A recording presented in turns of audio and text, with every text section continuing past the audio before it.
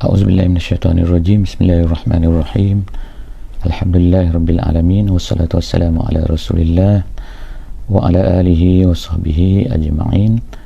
Alhamdulillah, bersyukur pada Allah Subhanahu wa taala. Pagi ini kita dapat bersama-sama dalam tafsir ringkas berdasarkan kepada setiap muka surat daripada Al-Quran. Alhamdulillah, kita dapat lagi bersama-sama dalam sesi ini pada kali ini, pada muka surat insya-Allah pada hari ini 428. Alhamdulillah, bersyukur banyak-banyak kepada Allah Subhanahu wa taala. Moga-moga sesi yang kita dapat buat ini, telah dapat laksanakan ini, kita akan dapat berterusan insya-Allah, dan semoga sedikit daripada bekalan yang kita lalui bersama-sama dalam muka surat Al-Quran ini akan dapat kita manfaati insya-Allah. Pada hari ini kita akan masuk kepada satu muka surat dan juga surah baru. Muka surat hari ini adalah 428 dan surah yang akan kita bincangkan pada hari ini adalah surah Sabah. Selepas daripada kita telah menghabiskan sesi Al-Ahzab, agak-agak panjang juga ya, hari ini kita akan masuk kepada satu surah Makki. Jadi surah Ahzab ni adalah surah Madani, dan kita telah lihatkan bagaimana bekalan-bekalan yang Allah Subhanahu wa taala berikan kepada orang mukmin semasa mereka berada di Madinah dalam suatu suasana yang kritikal, iaitu suasana peperangan, suasana tekanan, suasana dikepung dan sebagainya, dan kemudian bekalan-bekalan Allah Subhanahu wa taala. Dan kita lihat sekarang ni, sebagaimana kita sebut sebelum daripada ni, bahawa surah-surah yang bermula daripada surah Ahzab dan kemudian yang seterusnya, ada 6 surah, semuanya adalah mempunyai satu tema yang sama, iaitu temanya adalah al-istislam lillahi ta'ala. Al-istislam artinya ialah penyerahan diri. Kita serahkan diri kita kepada Allah, kita tunduk kita menerima apa saja yang telah diberikan oleh Allah Subhanahu wa taala, apa yang ditetapkan oleh Allah Subhanahu wa taala kepada kita sebagai manusia, sebagai hamba-Nya. Tetapi setiap surah ini dia mempunyai tema yang berbeza dari sudut penyerahan dalam suasana apa. Jadi kalaulah dalam surah Ahzab, penyerahan itu ialah semasa kita ni menghadapi kesukaran, keadaan-keadaan yang kritikal. Tetapi dalam surah Sabah ni kita akan melihat pula, iaitu sebagaimana namanya, surah Sabah ni artinya ialah satu tempat di Yaman pada satu ketika dulu, di mana mereka ni sangat makmur. Kehidupan mereka sangat hebatlah, kehidupan mereka sangat-sangat maju. Mereka dapat membina empangan, dapat menahan air, memanfaatkan hasil-hasil yang ada pada ketika itu, dan dapat membina kebun-kebun yang sangat besar dan mendapat buah-buahan yang sangat banyak. Hasil ini telah membawa mereka tapi akhirnya kepada menolak Allah Subhanahu wa taala. Jadi sebab itulah maka selepas daripada tu Allah Subhanahu wa taala telah pecahkan empangan tu dan menyebabkan mereka telah merana dalam kehidupan dan terpaksalah bertebaran di atas muka bumi, larikan diri daripada tempat tersebut. Dan Sabah ini masih ada lagi sampai sekarang. Kita boleh pergi kalau kita nak tengok, kalau ada orang nak tengok di negeri Yaman, walaupun negeri Yaman sekarang adalah berperang dan sebagainya, tapi nak menunjukkan bahawa benda tu masih ada lah, dan ianya sangat lama lah. InsyaAllah kita akan ceritakan. Jadi apa yang nak ceritakan di dalam surah ini secara tema keseluruhannya adalah bagaimana kadang-kadang apabila kita ni mendapat kenikmatan, mendapat kemajuan, mendapat pembangunan, mendapat menjadi satu developed countries dan sebagainya, tiba-tiba kita lupa kepada Allah Subhanahu wa taala. Jadi banyaklah yang berlaku keadaan dahsyat, keadaan tertekan dalam peperangan Ahzab. Ramai orang yang lari daripada Allah Subhanahu wa taala. So dalam keadaan maju pun kadang-kadang ada orang lari daripada Allah Subhanahu wa taala. Jadi surah ini insya-Allah memperingatkan kita lah bahawa sebenarnya semua benda itu adalah datang daripada Allah Subhanahu wa taala, nikmat-nikmatnya dan sebagainya. Jadi surah ini dimulakan dengan alhamdu. Sebagaimana di dalam Al-Quran ada 5 surah yang dimulakan dengan surah dengan perkataan alhamdu, iaitu yang pertama sekali of course lah Al-Fatihah, kemudian yang kedua surah Al-An'am, kemudian yang ketiga surah Al-Kahfi, kemudian yang keempat surah Sabah, dan yang kelima surah Fatir. Selepas ni kita akan baca surah Fatir. Jadi kelima-lima surah ini menyebutkan tentang memulakan dengan alhamdu. Jadi walaupun kelima-lima surah ini dimulakan dengan alhamdu, tetapi dia mempunyai maksud yang berbeza-beza. Alhamdu di sini, apakah yang dipuji-puji itu, pujian segala puji dan sebagainya itu, maka ia mempunyai maksud-maksud yang tersendiri. Kemudian satu lagi yang kita mungkin boleh highlightkan juga ialah di dalam Al-Quran ini ada sebanyak 38 kali disebut perkataan alhamdu, dan ulama-ulama telah menyatakanlah bahawa alhamdu ini merupakan satu pujian. Kita katakan pujian. Dalam bahasa Arab ada 3 lagi perkataan lain yang hampir sama dengan alhamdu, iaitu yang pertama sekali ialah al-madhu, kemudian yang kedua alhamdu, kemudian yang ketiga asyukru. Ketiga-tiga ni dia ada yang ada lebih luas. Yang paling luas sekali ialah, yang paling besar, yang paling general sekali ialah al-madhu, kemudian alhamdu, dan kemudian yang ketiga adalah asyukru. Jadi ketiga-tiga ni ada beza, tetapi Allah Subhanahu Wa Taala mengambil yang tengah ni kan, iaitu alhamdu, untuk menjadi pujian kepadanya. Apakah sebabnya? InsyaAllah kalau ada peluang kita akan baca lagi dalam kitab-kitab tafsir yang lebih besar, insyaAllah. Jadi pada pagi ni kita akan baca dulu surah ini sedikit, ayat yang pertama daripada surah Sabah ni. A'udzubillahi minasyaitonirrajim. Bismillahirrahmanirrahim. Alhamdulillahillazi lahu ma fis samawati wa ma fil ardi wa lahul hamdu fil akhirah wa huwal hakimul khabir. Sadaqallahul azim. Sebagaimana kita sebut tadi, dimulakan dengan alhamdu. Jadi alif lam pada alhamdu ni, alif lam pada alhamdu pada alhamdulillahi rabbil alamin, dan kemudian seterusnya surah Sabah, kemudian surah An-An'am, kemudian surah Fatir, surah Kahfi, semua alif lam yang berada pada alhamdu tu artinya bukan maknanya de dalam bahasa Inggeris tu kan, de tu maknanya pujian itu, bukan, tetapi itu memang yang normal kan dalam bahasa Arab. Biasanya diterjemah macam itulah kan. Tapi sebenarnya bila dipelajari dalam bahasa Arab, alif lam ni menunjuk memberi banyak makna. Salah satunya ialah de dalam bahasa Inggeris kan, tetapi dalam bahasa Arab juga alif lam ni kadang-kadang menunjukkan kepada, dipanggil alif lam lil istighraq. Lil istighraq ni maknanya untuk menunjukkan keseluruhan. Jadi alif lam di sini pada alhamdu adalah untuk menunjukkan kepada keseluruhan, artinya adalah kesemua hamdu, gitu, kesemua pujian lillahi, untuk Allah sahaja, dia kembali kepada Allah. Jadi semua benda kembali kepada Allah.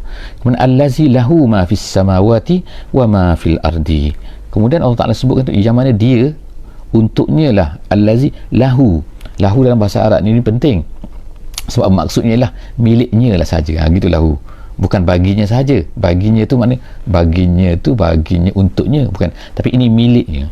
Lahu ma fis samawati wa ma fil ardi, artinya miliknya lah apa yang ada di langit, apa yang ada di bumi. Jadi apa yang ada di langit di atas, apa yang ada di bumi di bawah. Jadi maknanya semua benda yang di atas dan di bawah tak adalah, maknanya semua benda lah kan adalah milik Allah Subhanahu Wa Taala. Jadi tak adalah orang kata ini milik dia, ini milik dia, dijumpa dan sebagainya. Manusia hanya jumpa sahaja, bukan milik mereka. Jadi kalau kita jumpa milik orang, takkanlah kita kata benda itu adalah milik kita. Sedangkan hanya kita menjumpai saja barang. Contoh manusia katakan barang, dompet dia hilang, kemudian kita jumpa dompet dia, ada nama dia, ada IC dia, apa semua dalam tu. Takkanlah kita kata kita punya sebab kita jumpa. Tak, dia punyalah kan, cuma kita menjumpai saja. Jadi manusia begitulah sekarang ni kan, mereka ni pandai sains, pandai teknologi, pandai gini, pandai medik, pandai macam-macam pandai kan. Mereka buat kajian, masuk universiti, bertahun-tahun belajar, akhirnya dapatlah satu jumpaan baru. Dia kata jumpaan baru je, bukannya perekaan baru, bukan penciptaan baru. Jadi akhirnya jadi manusia pula ada yang mencipta ni, memang kata ni penciptaan baru, iPhone, Apple, apa lagi yang jumpaan baru, ciptaan baru. Sebenarnya ciptaan tu hanyalah mencipta daripada apa yang ada, yang telah ada. Menciptakan bukan maknanya daripada scratch kan. Sebab apa? mereka menggunakan akal pun milik Allah Subhanahu wa taala. Jadi begitulah kan, lahu ma fis samawati wa ma fil ardi, apa yang ada di langit, apa yang ada di bumi, semua itu adalah lahu, miliknya. Walahul hamdu, dan kemudian lagi yang di akhirat pula, walahul hamdu fil akhirah.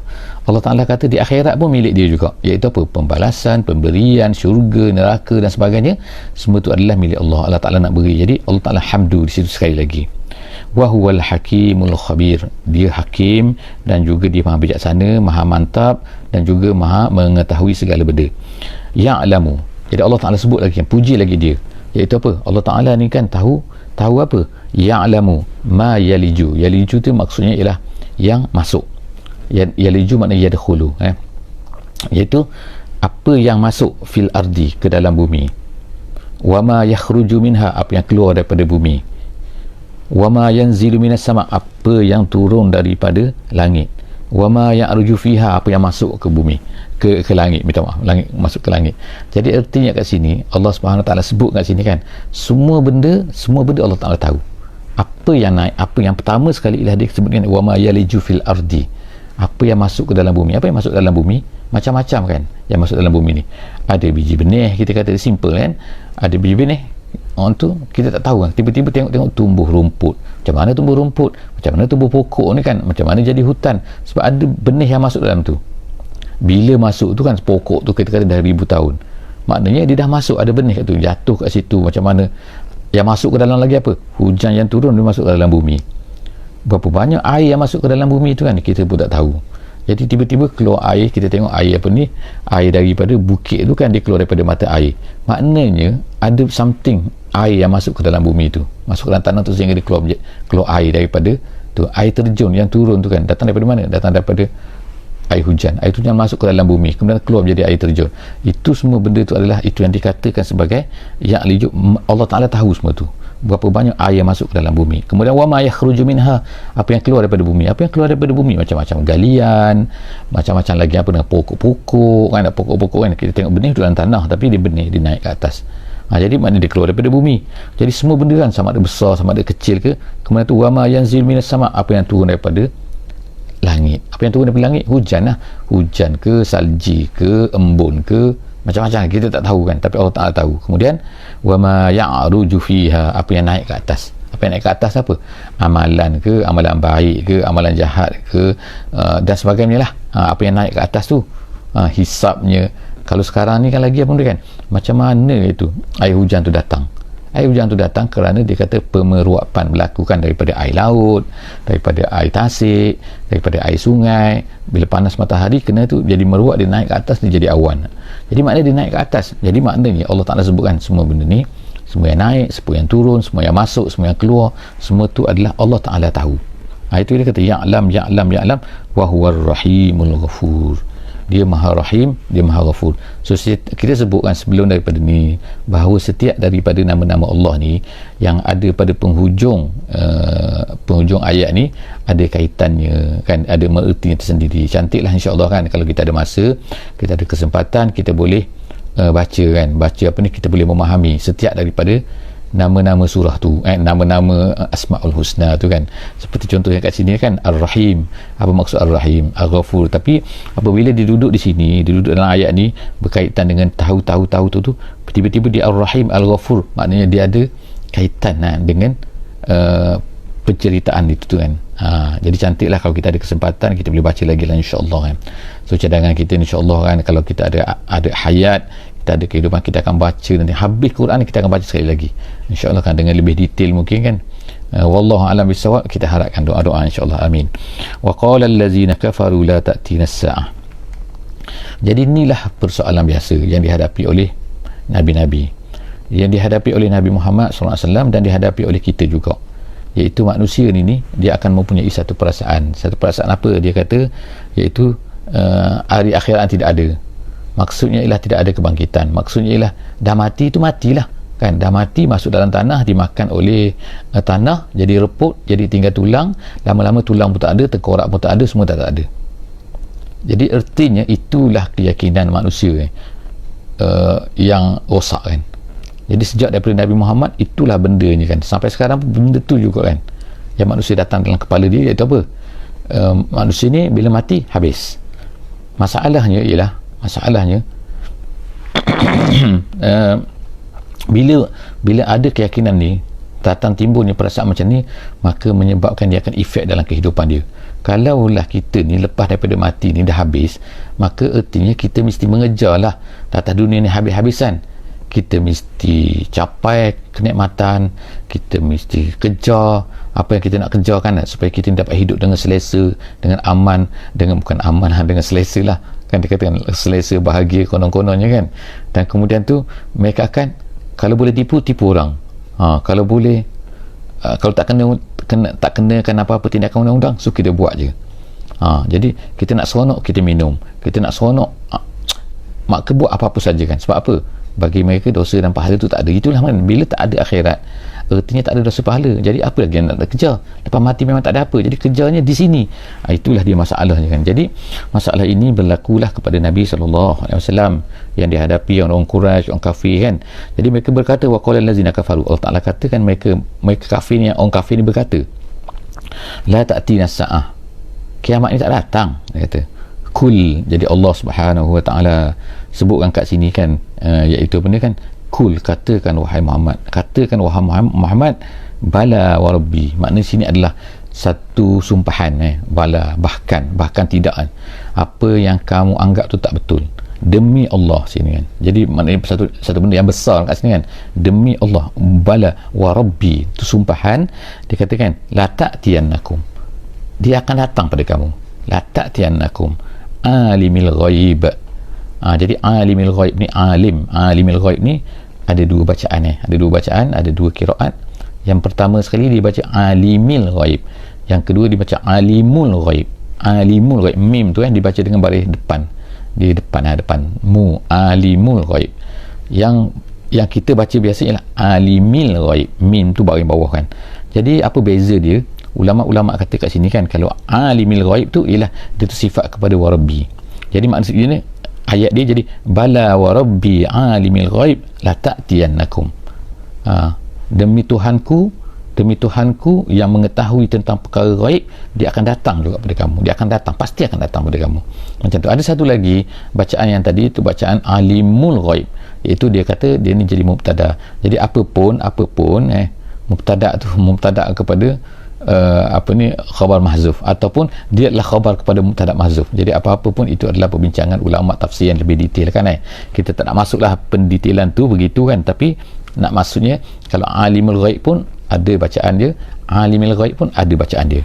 Dan seterusnya ialah Allah Ta'ala katakan, Allah Ta'ala nak beritahu bahawa Nabi katakan. Jadi kita sekarang begitu jugalah kan, kita juga sekarang kita kena tegaskan kepada orang kafir, kepada orang yang tak nak beriman, kepada orang yang tak yakin pada adanya akhirat dan sebagainya tu kan, bahawa tak, Allah Ta'ala akan bawa datang, dia akan berlaku. La ta'tiyannakum la ya'zubu anhu mithqala zarrah fis samawati wala fil ardi wala asgharu min zalik wala akbaru illa fi kitabim mubin. Tak ada benda yang boleh lari, semua akan tercatat.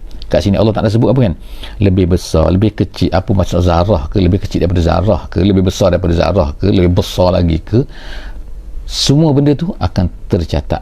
Tak ada benda yang boleh lari, fi kitab, semua tu fi kitabim mubin. Jadi Allah Ta'ala sebut kat sini kan, mungkin dulu orang tak nampak, tak ada teropong, jadi kalau nak kata lebih kecil daripada zarah. Zarah tu ialah, kalau dalam bahasa Arab asalnya ialah benda-benda yang berterbangan, yang boleh nampak pada tingkap. Bila ada cahaya masuk, ada tingkap, baru kita kebas sikit kan, benda dia akan berterbangan, nampak tu kan. Itu dia zarah, maknanya habuk-habuk lah kan, habuk-habuk yang berterbangan tu. Tapi Allah Ta'ala kata lebih kecil lagi. Jadi lebih kecil mana ada, tapi sekarang rupanya bila orang dah cipta teropong, tengok kan, maknanya kan, nampak lah kan, rupanya even atom tu pun ada, boleh belah lagi kan, ada proton dia, ada neutron, macam-macam sekali lah dalam tu kan, lebih kecil lagi. Jadi semua tu nak katanya Allah Ta'ala tahu, bukan kita nak kaji pasal kecil besar tu kan. Itu kerja saintifik lah, silakan. Tapi dia nak katanya kita kena ingatkan bahawa semua benda walaupun kecil, walaupun terlintas dalam hati, walaupun apa, Allah Ta'ala tahu. Dan benda tu akan diambil kira oleh Allah Subhanahu Wa Ta'ala. Jadi kat mana lagi kita nak lari macam tu kan. Seterusnya, liyajziyal ladzina amanu wa amilus solihat ulaika lahum maghfiratun wa rizqun karim. Allah Ta'ala buat semua benda tu, Allah catat semua benda tu adalah apa? Untuk membalaskan orang-orang yang beriman, orang beramal soleh, supaya tak ada ketinggalan apa-apa pun. Iman mereka, amal soleh mereka tu semuanya akan dicatatkan oleh Allah Ta'ala. Allah Ta'ala tahu itu, Allah Ta'ala kemudian lahum, Allah Ta'ala akan beri kepada mereka maghfirah. Orang beriman Allah Ta'ala beri maghfirah. Sebab apa? Of course lah, walaupun mereka beriman, mereka adalah manusia, ada kesilapan. Jadi kesilapan tu, kalaulah Allah Ta'ala tak hapuskan kesilapan kita, maka akan banyaklah daripada kita kan. Jadi maknanya bila Allah Ta'ala hapuskan, kita akan bersih insya-Allah kan. Kemudian Allah Ta'ala akan beri kepada rizqun karim, pahala, kita kata rezeki lah kan, rezeki yang mulia di dunia dan juga di akhirat. Kemudian wallazina sa'au fi ayatina mu'ajizin. Allah Ta'ala sebut kat sini sekarang ni ialah macam manalah perangai ni. Ada juga manusia ni yang mana yang sa'au fi ayatina. Sa'au fi ayatina ialah orang yang berusaha tetapi untuk menentang ayat-ayat Allah, bukan berusaha untuk menaikkan ayat-ayat Allah, menaikkan kalimah Allah, tapi dia menentang. Jadi ada juga manusia yang tak ada kerja kan, lebih baiklah dia pergi tanam sayur ke kan, buat kerja ke laut ke, buat kajian cari vaksin COVID-19 kan. Tapi ada orang bekerja macam tu. Bekerja apa? Iaitu cuba fikir macam mana nak menghalang Islam ni, macam mana nak meruntuhkan Islam, macam mana nak jatuhkan orang-orang yang bekerja untuk menaikkan Islam ni. Tengok kan, ada manusia yang tak ada kerja macam tu. Jadi Allah Subhanahu Wa Taala sebut kat sini wallazina sa'au fi ayatina mu'ajizin. Kerja dia tu kerja dia adalah mu'ajizin. Mu'ajizin artinya ialah nak melemahkan. Itu daripada ajaza kan, ajaza tu lemah kan, ajaz lemah kan, ajzun. Tapi mu'ajizin tu ialah artinya orang yang cuba nak melemahkan apa? Menjatuhkan, melawan kan Allah Subhanahu Wa Taala. Kemudian ulaika lahum azabun min rijzin alim. Allah Ta'ala kata bagi mereka ni akan dikenakan azab. Dan rijzin tu makna asyaddu, maknanya kemudian dahsyat kan. Azab yang sangat-sangat dahsyat. Wa yaral ladzina utul ilma allazi unzila ilaika min rabbik wal haqqu wa yahdi ila siratil azizil hamid. Tetapi sebaliknya Allah Ta'ala sebut kat sini kan, sebaliknya maknanya orang-orang yang lain daripada tu. Orang-orang yang lain daripada tu maknanya apa? Maknanya orang-orang yang lain, orang yang sebaliknya, orang yang bukannya berusaha untuk menjatuhkan Islam, tapi orang yang Allah Ta'ala sebut ni wayarul lazina utul ilma. Mereka ini ialah orang yang diberikan ilmu, orang yang faham ini, orang yang yakin, orang yang nampak kan kebenaran tu. Itulah sebenarnya orang yang diberikan ilmu. Orang sana tu walaupun mereka kata mereka ni pandai apa, tapi kalau mereka tak ada iman, mereka sebenarnya tak ada ilmu, tidak diberikan ilmu. Mereka hanya diberikan untuk berfikir, kemudian mereka mendapatlah jalan-jalan dia. Jadi kita panggillah bijak pandai cendekiawan, kita panggil apa semuanya, tapi sebenarnya mereka itu tidak diberikan ilmu. Jadi Allah Ta'ala sebut ni wa yaral ladzina utul ilma allazi unzila ilaik. Dia nampak kan, itulah ilmu yang Allah Ta'ala beri kepada, yang diturunkan daripada Allah Subhanahu Wa Ta'ala tu, mir rabbik huwal haqqu, itulah yang benar, maka itu sebenarnya ilmu yang sebenar.